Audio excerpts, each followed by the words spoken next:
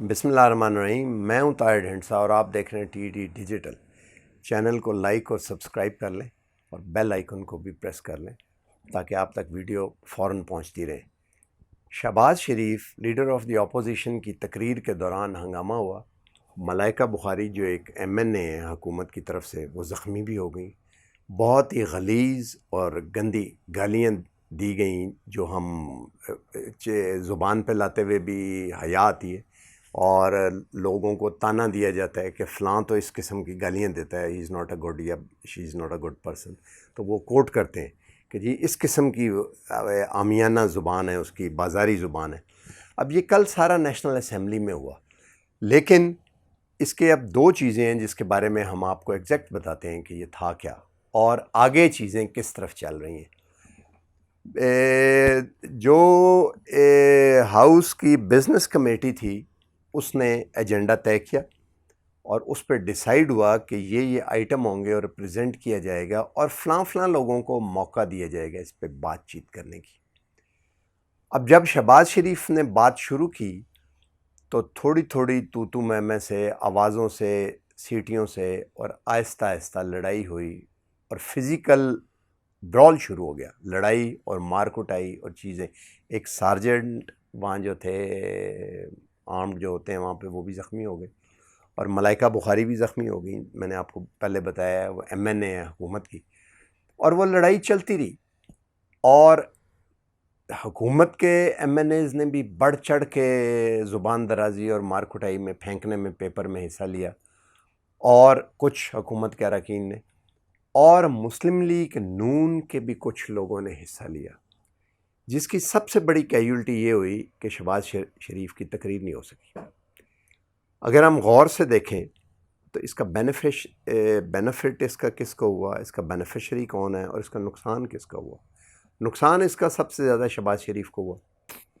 हुकूमत अपने जो कानून जो उन्होंने पास करवाने थे 2021, जिसमें इलेक्ट्रॉनिक वोटिंग और कुछ समुंदर पार पाकिस्तानियों को वोट का हक़ वगैरह वगैरह थे, वो करवा चुकी थी और सेनेट में उन्होंने जाना है अब, तो इसलिए हुकूमत का कोई बहुत ज़्यादा इस सिलसिले में नुकसान नहीं हुआ।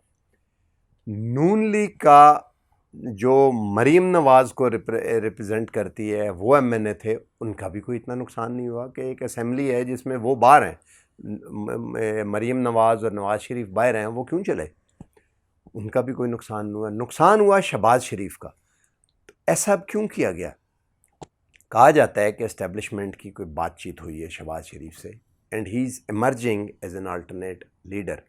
अगर शहबाज शरीफ नैरेटिव की हद तक एक अल्टरनेट लीडर के तौर पे उभर आते हैं और मुस्लिम लीग नून को वो मॉडरेट तरीके से चलाना चाहते हैं, एंटी पाकिस्तान नैरेटिव नहीं है, फ़ौज को पे हर्जा सराई और गालियाँ नहीं देते, तानो तशनीन नहीं करते, जिसे दुश्मन उठाए पिक करे, तो इम्कान है कि नून लीग के ग्रास रूट लेवल पे जो एमएनए एमपीएस जो हैं या जो वोटर है, उनका इंटरेस्ट भी कैटर होता रहेगा, होना शुरू हो जाएगा, और वो डाइवर्ट हो जाएंगे इनकी तरफ, डाइवर्जेंस एक तरह से क्रिएट हो जाएगी।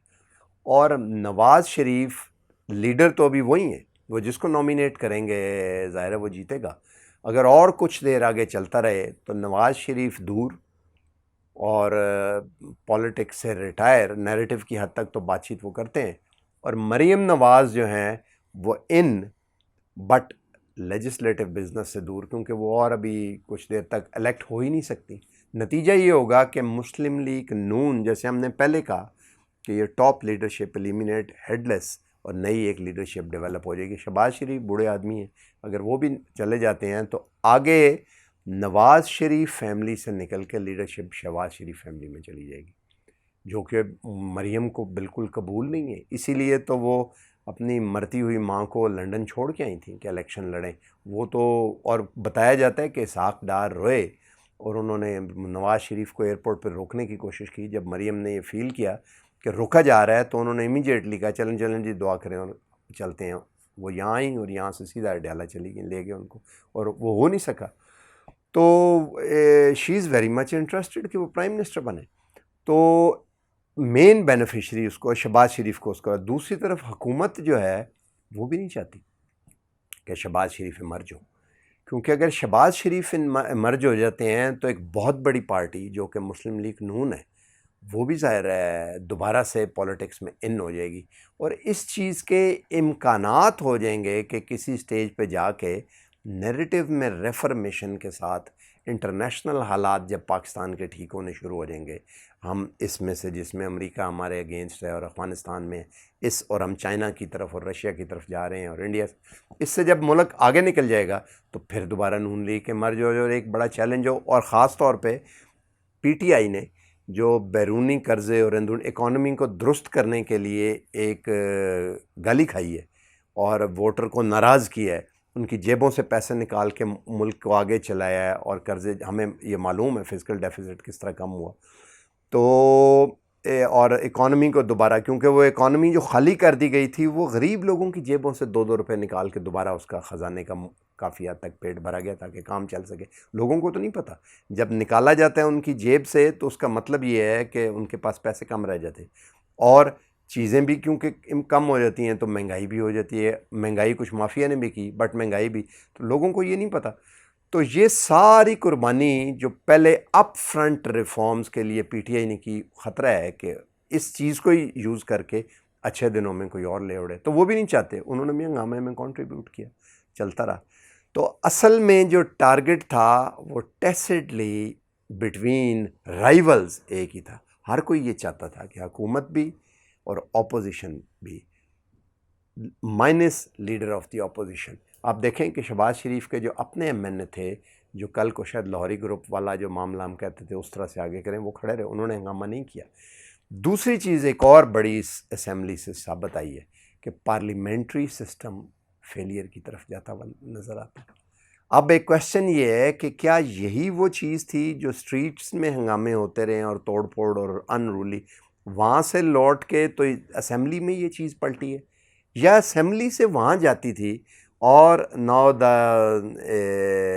Chickens have come back home to roost. جو آپ نے کیا تھا وہ that goes around comes around, جیسا کرو گے ویسا بھرو گے، آپ نے عوام سے کیا اور یہ واپس اب ہو رہا ہے. تو سسٹم جو ہے وہ بجائے اس اسمبلی کے اندر دوبارہ سیٹلمنٹ ہو، لگتا یہ ہے کہ سسٹم پورا ایک اینکر ہیں، اینکر پرسن ہیں، میں ان کا نام نہیں لیتا، وہ ایک لفظ زبردوس یوز کیا کرتے تھے، اور اب اس کا کیا مطلب ہے لوگ سمجھتے ہیں اس طرف ہونے کو. سسٹم جو ہے اٹس انچنگ ٹورڈز فیلئر. اس طرح کے اگر ایک دو اور ایونٹ ہوئے، آج کسی نے کوٹ کیا ہوا تھا کہ بنگلہ دیش میں ایک ڈپٹی اسپیکر اسی طرح اسمبلی میں قتل بھی ہو گئے تھے جب وہ ایسٹ پاکستان ہوا کرتا تھا 1950s میں، اور ان کے سر پہ پیپر ویٹ مارا گیا تھا جس سے وہ جاں بحق نہ ہو سکے.